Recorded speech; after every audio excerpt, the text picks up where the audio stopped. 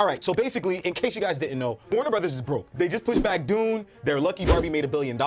There's not really any real money coming in. There's rumors going around saying that Warner Brothers is not happy with the Aquaman 2 movie. A lot of people are also blaming it on the whole Amber Heard situation. But look, this is what some of the people on Twitter were saying. I'm one of the biggest Aquaman 1 fans out there, but knowing how they treated Amber Heard in the second movie, I feel very queasy about going to watch this one. Amber Heard fans crazy, brother. I think that's a bot.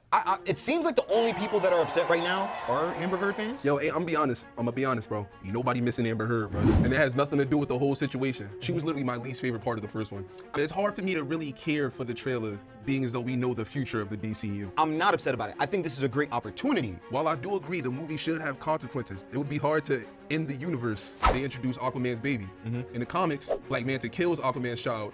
Mera ends up dying, bro ends up losing his arm. That's how we got Hookman. Yeah. Even if all that does happen in this movie, it wouldn't really hit as hard because we won't see it again. Not everything has to be overarching character development across multiple movies. They could kill Mera off in, let's say, the beginning of the second act. Which would be fine. And finally, after all of this time, Warner Brothers decided to drop Aquaman and the Lost Kingdom trailer. And this is the first trailer we've gotten. Mind you, the movie comes out in December. Mind you, the movie was supposed to come out last December. So in the Aquaman trailer, we see that Aquaman now has a child. And on top of that, it looks like Black Manta is now super strong. And he has this trident, the black trident, that is essentially giving him all this power. The black trident. That's giving him all this power to essentially go against Aquaman. All right, so basically, in case you guys didn't know, Warner Brothers is broke. They have no idea where their money is coming from. They just pushed back, honestly, they just pushed back Dune. Their lucky Barbie made $1 billion because they're trying to like streamline HBO Max and the writer strikes and all that stuff going on. There's not really any real money coming in. And so there's a conversation right now of, will Aquaman reach $1 billion like the last one did? And we'll answer that question in the end of this episode. But for right now, it's just a miracle that they even dropped it, because it looks like they were also trying to save money on the marketing side of things. But what a lot of people are saying is that it feels like this movie dropped the trailer so late, not because they don't feel good about the money. There's rumors going around saying that Warner Brothers is not happy with the Aquaman 2 movie. And that's the reason why it took so long to drop. A lot of people are also blaming it on the whole Amber Heard situation.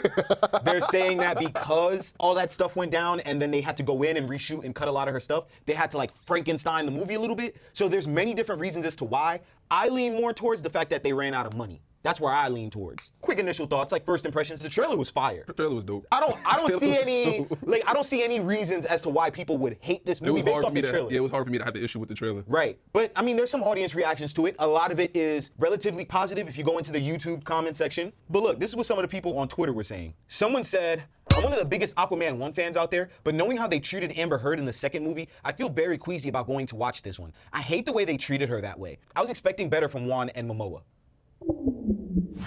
What were you expecting? I'm confused. I'm genuinely confused. Yeah, I don't know either. What is she talking about? Amber Heard fans crazy, brother. I think that's a bot. Here's the weird thing. A lot of the people talking about the movie, it's positive. Yeah. It seems like the only people that are upset right now are Amber Heard fans. Yo, I'm gonna be honest, bro. Ain't nobody missing Amber Heard, bro. And it has nothing to do with the whole situation. She was literally my least favorite part of the first one. I mean, she wasn't as necessary. I mean, she did lure him or tell him he needs to step up to become king. The whole Lion King thing, where they have Nala go up to Simba. I was about to say, Nala was interesting. Yeah, and then somebody else said, Amber Heard being cut out of Aquaman for being is why I have no faith in humanity. Oh yeah, they out here. They out here. I'm genuinely confused right now. Yo, when I tell you I'm confused, what type of standpoint is, okay, are they mad about the movie or are they mad about Amber Heard? They're mad Amber Heard was taken from the movie. They was out here tweaking. Both of them was out here tweaking. Yeah. We're not taking sides. They was both out here tweaking. Yeah. But I'm saying even Disney, though, cut Johnny Depp from a lot of stuff. That's also what I was about to say. So you can't, feel me, expect them to keep all her shit when they was both out here tweaking. If I'm the studio, hell yeah, I'm gonna cut some of her stuff. Are you crazy? I would cut the whole damn thing. The reason why I wouldn't cut all of it is because we already filmed stuff. But if I'm gonna cut a lot of stuff, I'm gonna do that. I'm cutting her right out. I'll send her all the clips that she in if she want. She can do whatever she want. But look, and then there's somebody else. He says, I'm not getting over the Mera erasure. They can come up with all the excuses they want, but Aquaman 2018 was only as great as it was because she carried and was Arthur's equal. It's crazy that they went with the baby and marriage storyline and still cut so...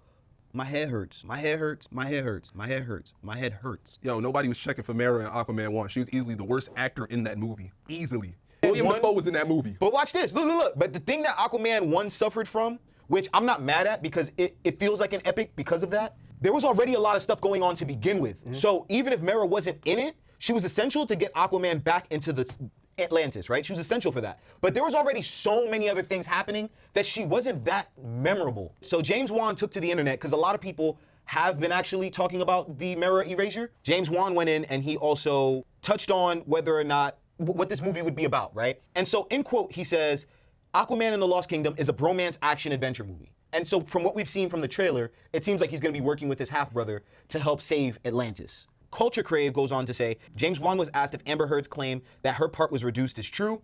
And he goes on to say, I always pitched this to everyone from the get-go. The first Aquaman was Arthur and Mera's journey. The second movie was always going to be Arthur and Orm. We'll leave it at that. Which, yeah, sure. We don't need to keep seeing. I don't know why people are pushing for Mera so hard. Like, I just don't get it. It's a good question. I just don't get it. I mean, it's true. She did get her screen time. Mera had, look, regardless of how I feel about Amber Heard, she had some badass scenes in Aquaman 1. We're not gonna act like I don't remember. the whole rooftop chase was dope. I don't remember it being like I do. my favorite Mera scene, Zack Snyder's Justice League, when she was fighting Steppenwolf. I guess, bro. What? It She wasn't put that as nigga against the memorable. wall, was sucking the blood out his face. What are you Oh, that's talking true. about? That's true. That's true. Okay, you got that. You got that. You got that. That nigga's This being like a buddy cop movie, I'll say, quote unquote. I like that idea. Let it be between him and his brother now. How the world is working afterwards, you get what I'm saying? After he just took over the throne and that relationship, that's cool. I would rather see that now. We already went through the whole Mera thing. That's cool. I ain't gonna lie, but I really like the trailer. I like the trailer a lot, to the point where I think it's gonna be better than the first one. Me personally, I, to this day, still don't quite understand how Aquaman 1 made $1 billion. Facts. I have no idea. I think that how came from overseas. I think it did. It made like 800 Yeah, million. it was some wild number overseas. Yeah, yeah. More power to them, but I just don't get it, bro. No, it's hard for me to really care for the trailer, being as though we know the future of the DCU. DCU, my fault. I'm not upset about it. I think this is a great opportunity because of that. So when I see this trailer, I'm excited about it because I'm like, oh, okay. Aquaman doesn't have to hold back against Black Manta. Like, this could be an actual fight. The fact that he has to team up with his brother, I just think that's a more interesting concept. So everything I have to say about this trailer and this movie so far is positive, and I'm hoping that this could be one of those first times I could try to turn off my brain to everything that goes on after and just trust that, okay, since this universe is over, yeah, you know, the universe is over, I don't have to think about it. So whatever consequences are there, the consequences stick. Well, okay, when you mean by the consequences stick, you mean... People could die now. Okay. People could lose their lives. You could end worlds. You could really devastate Atlantis and like give it a good closing. Okay, I get what you're saying. It would be good to get a nice closing to the universe. Right. Okay. That way. And like at least for Atlantis. While I do agree the movie should have consequences, it would be hard to end the universe. They introduce Aquaman's baby. In the comics, Black Manta kills Aquaman's child. Mera ends up dying, bro ends up losing his arm. That's why we got Hookman. Yeah, yeah. Even if all that does happen in this movie, it wouldn't really hit as hard because we won't see it again. Like, it wouldn't matter if they killed Aquaman's baby because it would have no impact on his character in the future. So they killed Aquaman's baby, they killed Mera, he got the hook hand. Now what? Nah, see, this is the thing. I think this is what we suffer from. As comic book fans, as movie fans, this is what we're suffering from with the blockbuster stuff, and we have to blame Marvel. Not in a bad way. Not everything has to be overarching character development across multiple movies. That could be character development, like, we understand the baby's there, we understand Mera's there. They could kill Mera off in, let's say, the beginning of the second act. Which would be fine. And that's how we get the development of his story arc. And then we could get to the whole quote-unquote Dark Night of the Soul in screenwriting, where it's basically towards like the end of the second act, getting ready to go into the third act, where that's where Aquaman could lose his hand. And he might have to now rely on his brother a little bit more to help him beat Black Manta. So this character development can still go on. It's still devastating. He lost a hand. We might never see it again. That's fine. This gives us the opportunity for wait. I'm excited because I think this is a first time in a long time that we could finally get a movie that's not overarching and goes into all of these different universes and stuff. We could just have Aquaman's story. And James Wan is a great director, great character design, all of that. I trust him as a director. So overall, will this movie make $1 billion?